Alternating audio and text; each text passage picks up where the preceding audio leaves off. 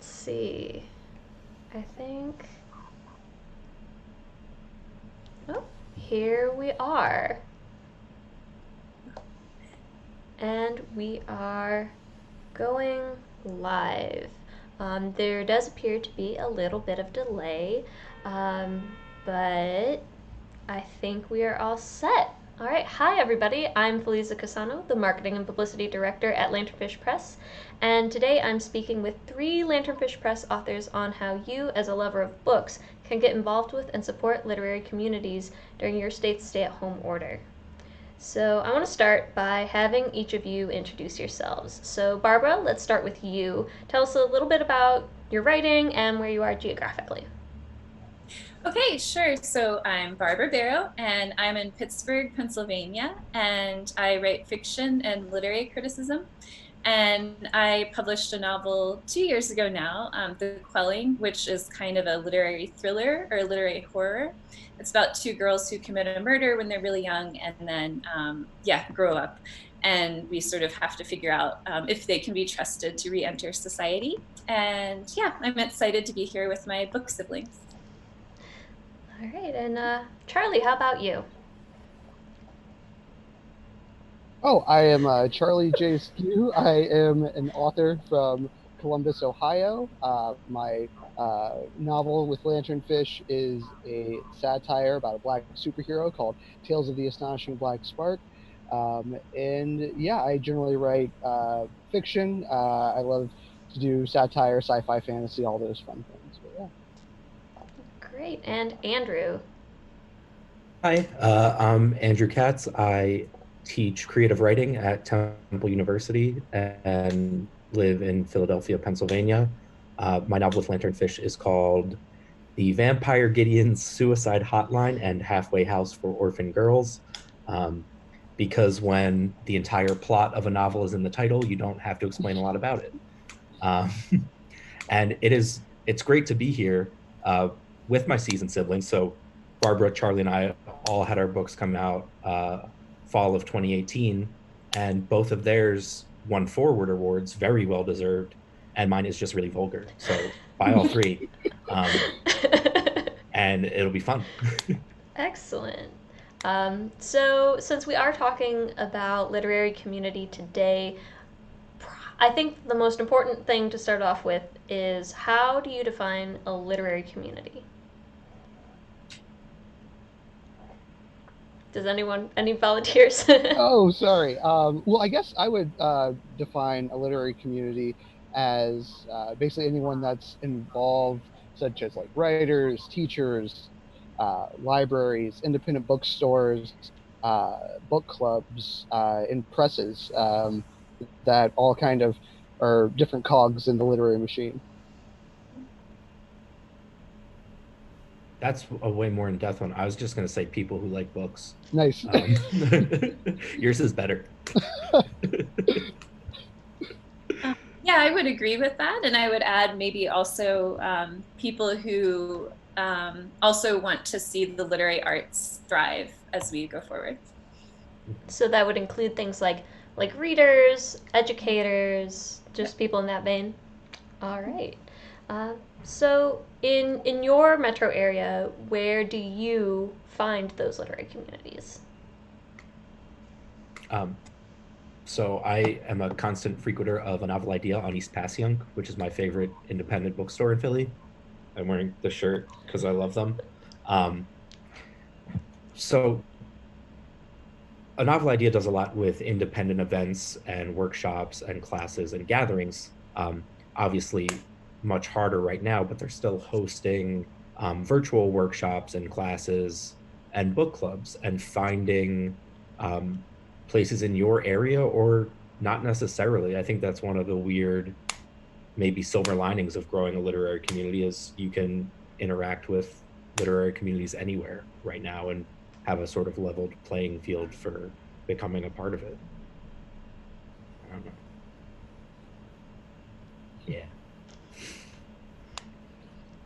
Yeah, I totally agree with that. As far as like literary community goes, I've taken part a lot in like just different critique groups here in Columbus, Ohio. Most of them I've found either online, or there's sometimes like these areas that host different groups at their building. Like there's a Wild Goose Creative that has a uh, like an ongoing writers critique group. I used to host one, Columbus House of Scribes. That's still going. I just am not the head guy of it anymore, because I'm a lazy good for nothing. And then there's also a number of different poetry outlets here. Like there's Writing Wrongs, and a number of other different through schools, etc. That I'm kind of always discovering and love to take part in. Yeah, I would say in Pittsburgh, we're really lucky that we have a lot of great independent bookstores. And my favorite is City Books. It's on the north side of Pittsburgh. The owner, Arlen Hess, she does a lot of events with local authors and also authors kind of touring nationally. And she also has a micro gallery. So it's just a space that is always doing really interesting things. She also does an author interview on local TV called Shelf Life that I think she's posting some episodes of right now. And I think is also sort of keeping things going with like a poem a day that she's posting online. And then we also have a website that's kind of like a literary calendar and newsletter called Litsburg, where people can go if they want to find out about readings, new releases by Pittsburgh authors, and yeah, anything like that. Oh, that sounds.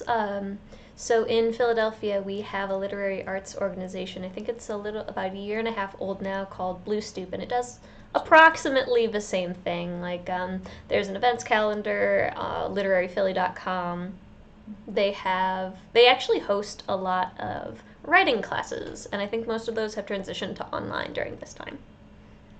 There's also in the Philly poetry community a wonderful thriving poetry community, and there's a virtual slam tomorrow from the Philly Pigeon. If anyone wants to tune in, Philly Pigeon is a monthly slam. It's phenomenal. It happens on first Fridays.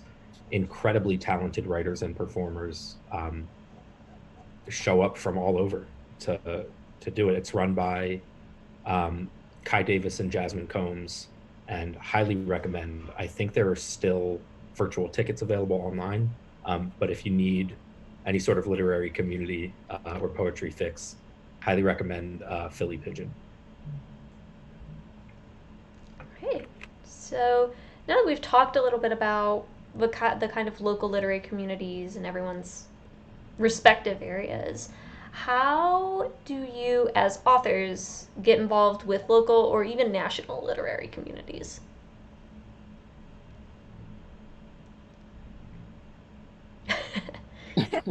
Oh, Charlie, do you want to go? Oh no, after you. After you. I guess I would say, so one of the things I've been doing is reading for a literary magazine called Forge Literary Magazine. It's actually online, so you can see it there. It publishes creative nonfiction as well as flash fiction and longer, more traditional fiction. And then sort of through reading the magazine, I've gotten to know other authors who also read for it, and I've become an editor for it. And so we trade work pretty regularly. So that's been a really nice way to sort of connect with writers who are really all over. So some of them are in California, there's someone in Singapore, there's someone in rural Connecticut, there's someone in Casablanca. So it's just, yeah, just kind of people all over the world. So that's been really exciting.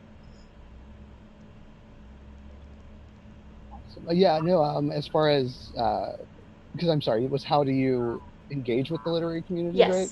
Yes. Okay, so I mean, I kind of find a few different ways through online methods, like there's like mentoring that is available, and also through different writer-focused websites like Critique Circle, for instance, where you can, it has this like tit-for-tat system where you upload your work and you read others' work and give feedback and critique on it, and you earn credits to then upload more of your work. So it's this kind of, you help me, I help you. Other places like Agent Query, which helped me with my query letter by just having people tear it apart. Then there's a number of different bookstore events like Book Loft here in Columbus, which is probably like my favorite bookstore to go to here, and amazing group of people and events that they like to have, and they're really supportive of other artists and authors, and the events that they have really give you a chance to connect, engage, and kind of start forming a literary community through that. And yeah, there's just a bunch of cool ways to kind of get engaged. Oh, and our libraries too. Columbus Public Library has wonderful events that kind of bring a lot of writerly types together. So for events at libraries, because we haven't talked too much about libraries yet, do you tend to attend literary events at libraries as like a panelist or participant? Do you go as an audience member to just kind of check things out? What kind of events do you go to at the library systems? So in Philly, we have a bi-monthly reading series called Galactic Philly that showcases speculative fiction, and they were kind enough to have me come to a reading with Sarah Cosgrove, who is a phenomenal writer, and I've just become a part of it since that. And signing up for newsletters and just growing those lists, I think, is also important, because those kind of events thrive on having outreach. So by expanding the list and expanding the reach and showing up when you can, it's really important because it gets people into the libraries, and that's what makes libraries work. Fun fact. So I think attending those and supporting them in like even in the abstract ways is really important.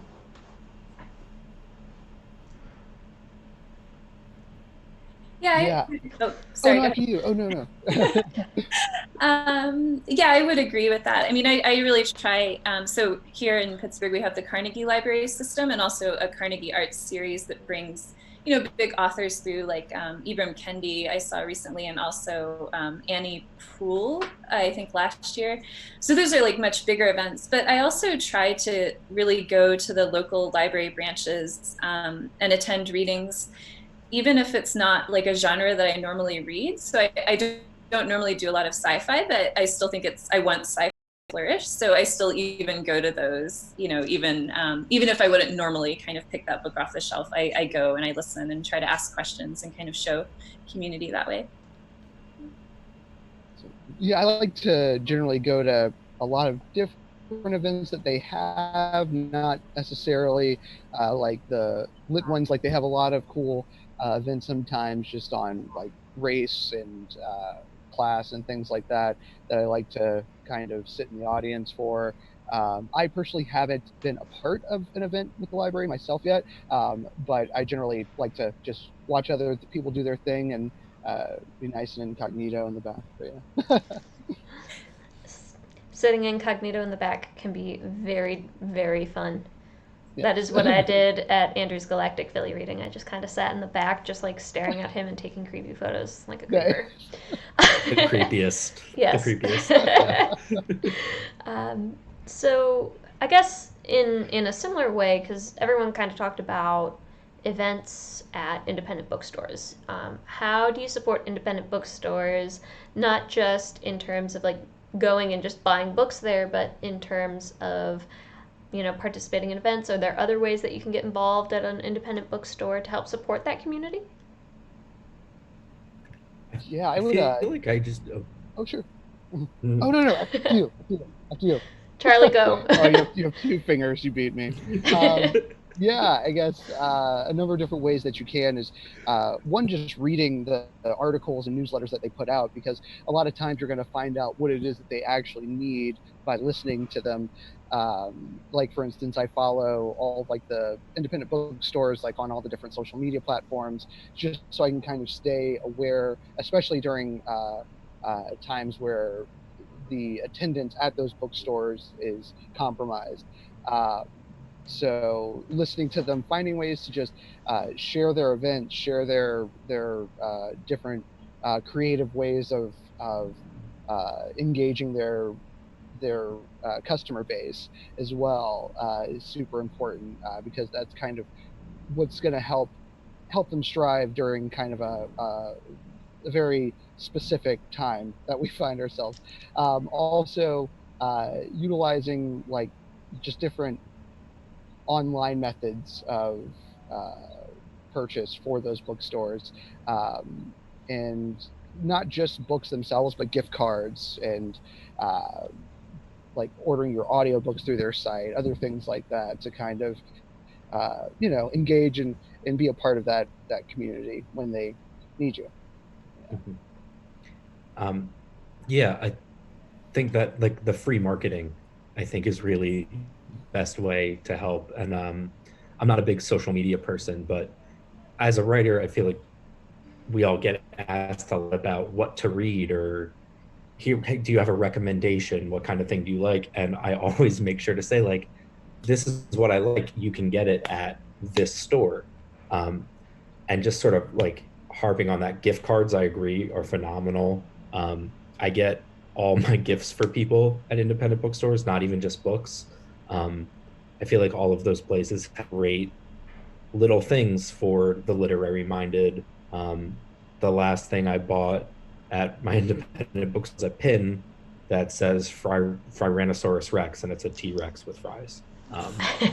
And that happens as gifts for people. And so buying things and marketing for things, I think, really are the two like best boons for the stores.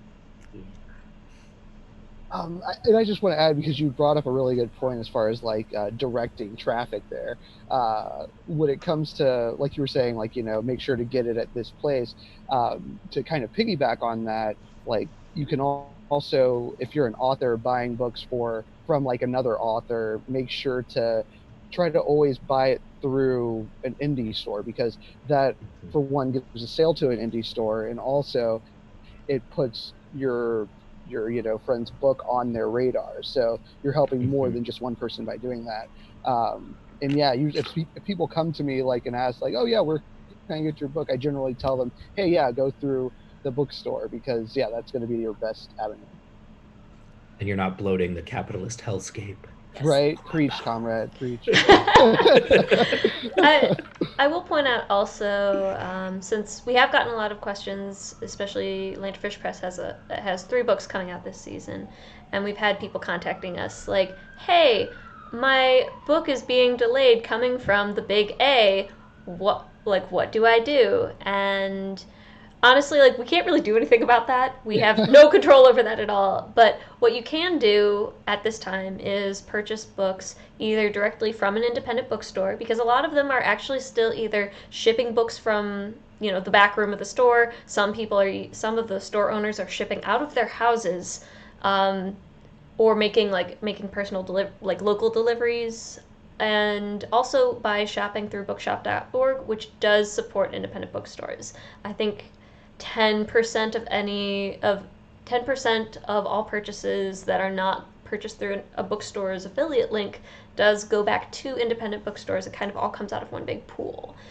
So that's a really great way. And also, bookshop.org is shipping immediately, so you can get your books, you could buy them through there, and they're gonna come. They're not gonna come 4 weeks from now when the big A is actually shipping books again. And they've imploded into disarray.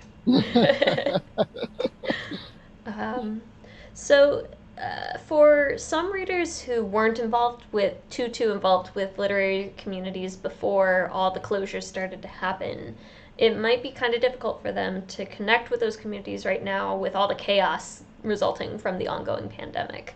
What are some ways that readers can connect with the literary community at this time? What would you recommend to people who are looking to connect with those communities?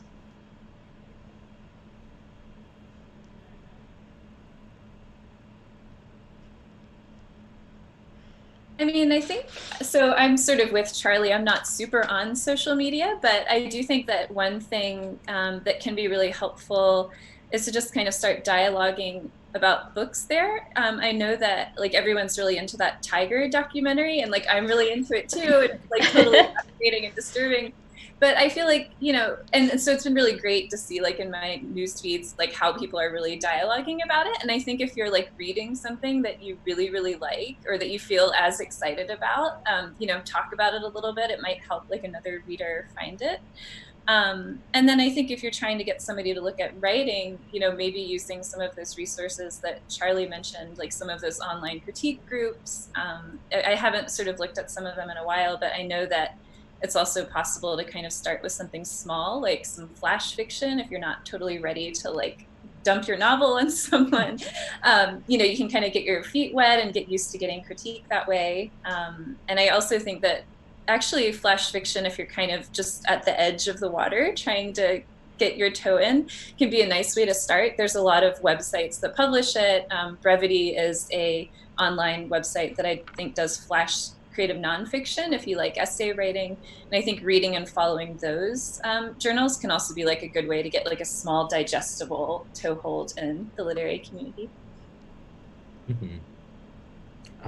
Yeah, with talking about stuff, I feel like people always want to say right with talking about stuff. Clearly a languager. I feel like a lot of people are like, oh, you need to watch this, or you need to see this thing that I watched. And I always try to make a sort of concerted effort to be like, oh, you should read this. I read this thing.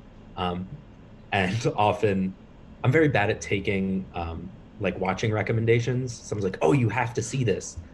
If like 3 people say that to me, I just won't watch it because I'm a stubborn brat.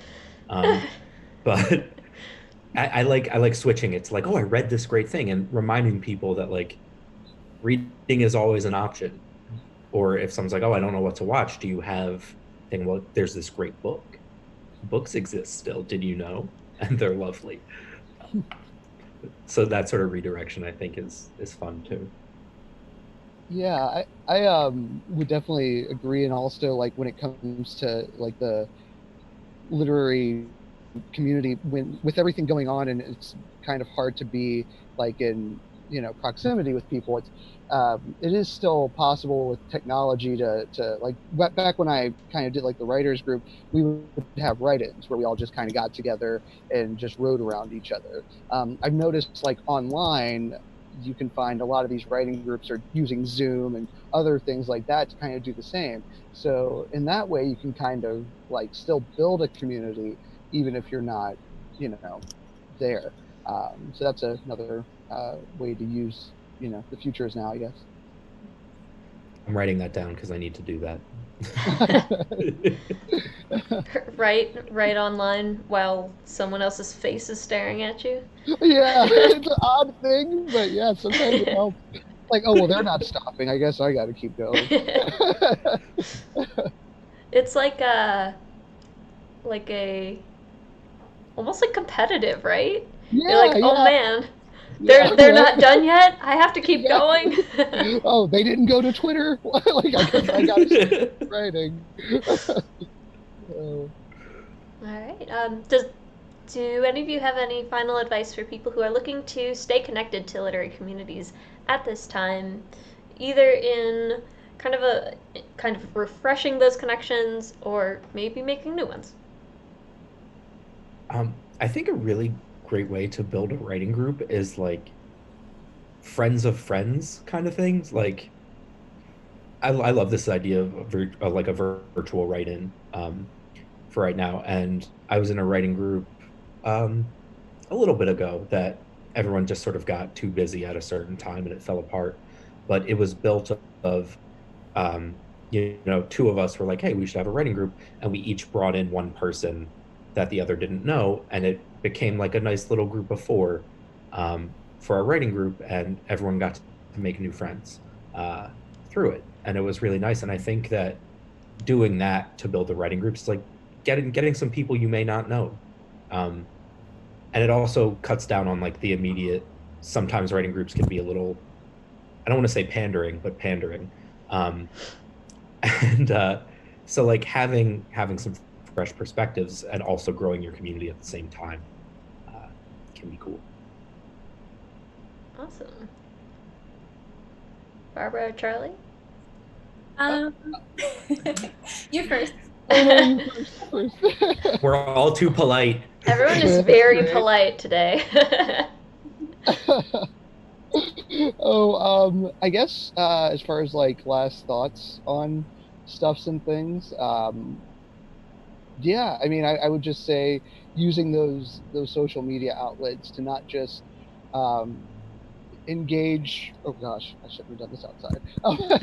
Not just engage with like your particular like you know same people in the literary community, like writers for me, for instance, but also like understand and learn more about like your like the publishers, the presses, the bookstores and everything like that, because it really is a good avenue to kind of both learn and also like help, because there's nobody more like helpful in like the writing community than like your libraries and your bookstores, because they're the ones that just love the work and just love to promote it and love to kind of bring people into it. So yeah.